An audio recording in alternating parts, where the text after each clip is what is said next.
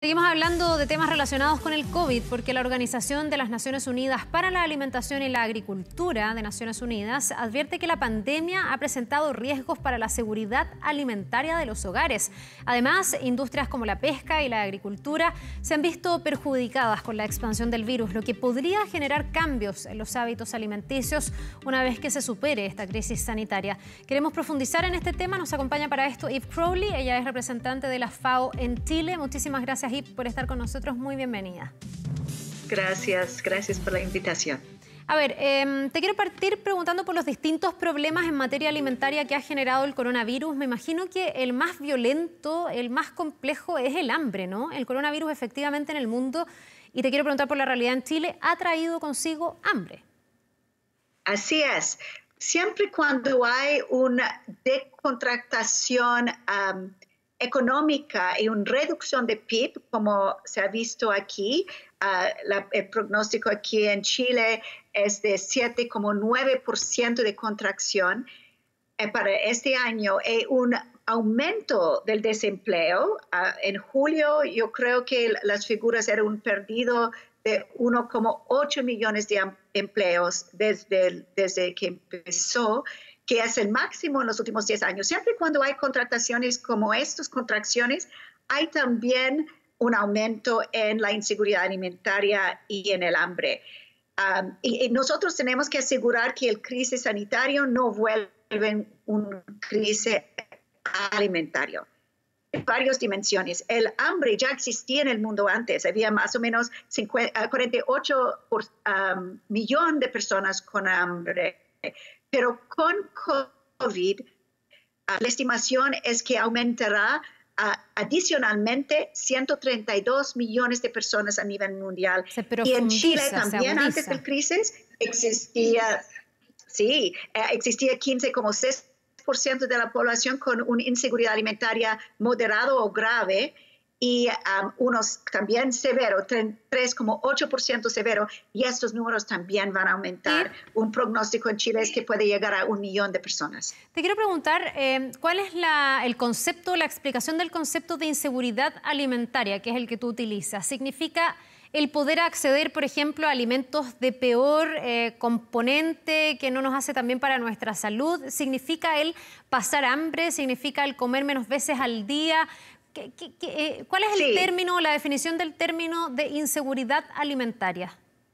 La inseguridad alimentaria moderada es cuando personas, por ejemplo, por baja de ingresos, enfrentan incertidumbres para obtener sus alimentos, entonces están obligados a comprar alimentos de menor calidad o cantidad que normalmente les gustaría consumir.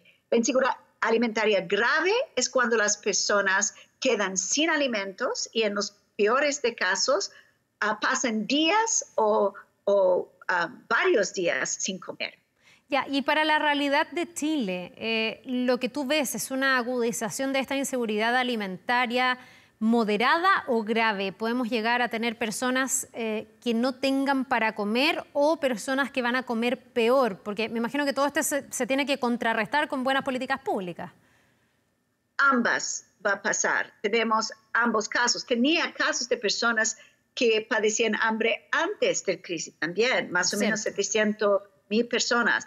Y ahora sí, esto también va a quedar peor. Cuando digo 1 millón de personas, estoy hablando de la inseguridad alimentaria grave. Entonces, es algo que tenemos que poner mucha atención, es de asegurar que no perdimos y desperdiciamos alimentos en estos momentos y que buscamos modos de tener alimentos más económicos, más asequibles para las poblaciones pobres, porque en el primer momento van a comer peor, van a comer con alimentos de menor calidad, y esto puede también contribuir al problema de obesidad, que es un factor de riesgo también para el COVID-19. Entonces, todos estos temas son relacionados. Ustedes hablan como de restablecer o recuperar los sistemas sistemas de seguridad alimentaria.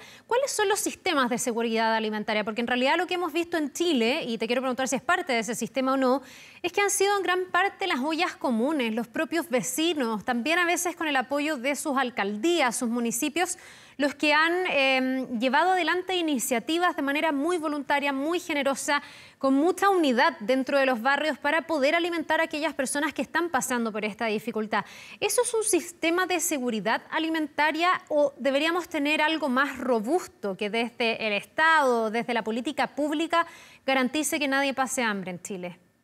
Excelente pregunta. Las ollas comunes juegan un rol muy importante. Sin ellos, la población habría sufrido mucho más. Entonces, tenemos que reconocer esto. Sin embargo, un sistema alimentario tiene que también mirar y velar por toda la cadena de abastecimiento de alimentos. Entonces, ferias libres, supermercados, si estos cierren, crean más problemas para personas que necesitan adquirir alimentos. Pero también hay dimensiones en términos de protección social. Los niños vulnerables que dependen de sus alimentos en alimentación escolar que provee CONAEP, el hecho de que el gobierno siguió con ese programa es una contribución muy importante. Entonces, tenemos que ver cómo también ir potencializando e expandiendo los sistemas de protección social para asegurar que todas las personas en todo lugar tengan acceso a los alimentos. En cualquier zona rezagada y cualquier población, hay algunas poblaciones como algunos migrantes y personas en situación de calle que están fuera de sistemas de distribución y no tienen las redes sociales tampoco para poder participar a veces en estas redes informales que existen. Entonces, uno tiene que velar por el derecho a la alimentación de toda la población en toda parte de Chile. ¿Y ustedes cómo evalúan lo que ha pasado en Chile? Porque tú mencionabas una política que ha seguido y que ha sido súper importante. Por más que se han suspendido las clases, se ha seguido repartiendo alimentos entre aquellas familias y niños que necesitan efectivamente esa alimentación para subsistir. También tuvimos las cajas de alimentos que en 2 fases, digamos, se hicieron llegar a las familias que también estaban pasando por esta situación. ¿Es suficiente? ¿Falta? Tú hablabas recién de quienes se quedan fuera de esas políticas que están al margen y que son personas que a lo mejor están en una precariedad mayor. ¿Cómo se alcanza a llegar a ellos? Sí, las cajas alimentarias y JUNAEP son pasos importantes, son elementos importantes. JUNAEP en particular porque tiene ese alcance al nivel nacional y es de largo plazo. Sin embargo, tenemos que pensar también en un apoyo a los ingresos básicos. En un momento de crisis económico tan grave, si las personas no tienen un recurso de medio plazo para poder asegurar la compra, no solamente de los alimentos, sino otras cosas básicas para su sobrevivencia, pueden pasar un momento muy, muy, muy mal. Entonces, reforzar los sistemas de protección social, asegurar que la gente recibe una transferencia, por ejemplo, en efectivo. Para dar un ejemplo concreto, para los agricultores familiares, hay programas en otros países que se llaman programas Cash Plus, donde les dan recursos que permiten también un acceso a precios reducidos, a insumos, a financiación, microfinanciación, para poder comprar los insumos para poder plantar y producir los alimentos que el país va a necesitar. Porque un problema es que cuando ferias libres cierran o los restaurantes cierran, los pequeños productores, sean pescadores artesanales o agricultores familiares, ven que sus mercados se cierran y a veces bajan su producción.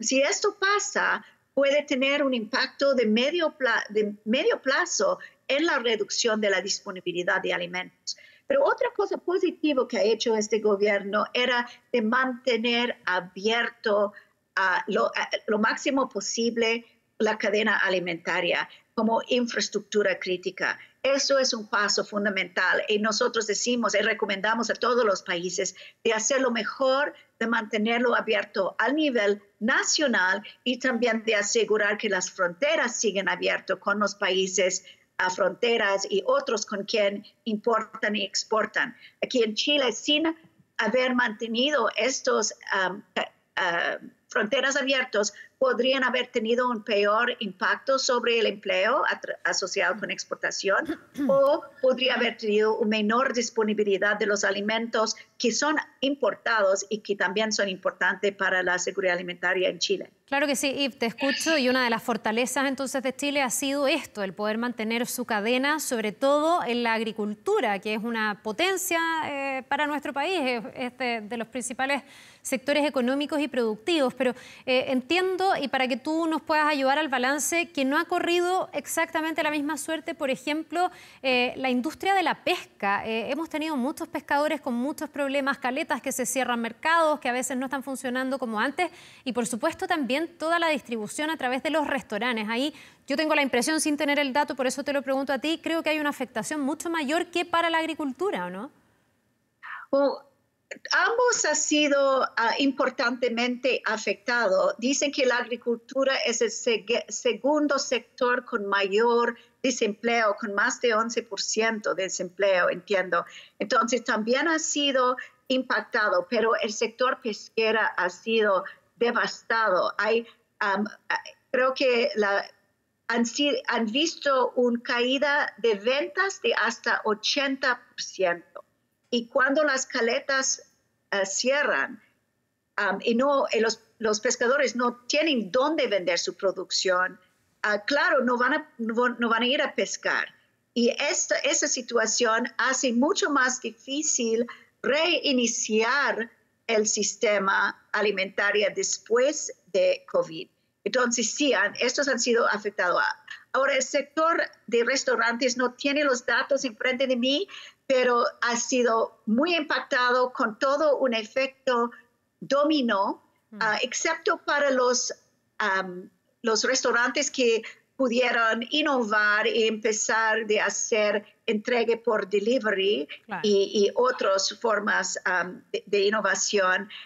Esto también ha tenido un impacto sobre todos los proveedores de los alimentos, que muchas veces son pobres. Los agricultores familiares y los pescadores artesanales en particular son pobres y requieren también algún estímulo para poder seguir con su producción, que es tan importante para el consumo doméstico en Chile.